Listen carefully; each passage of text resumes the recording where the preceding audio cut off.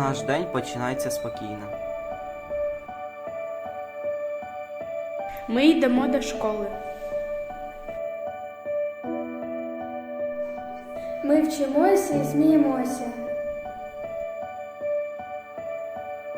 Ми можемо бути просто дітьми.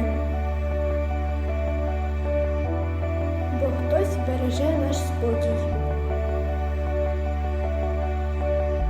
Хтось стоїть на варті нашого завтра.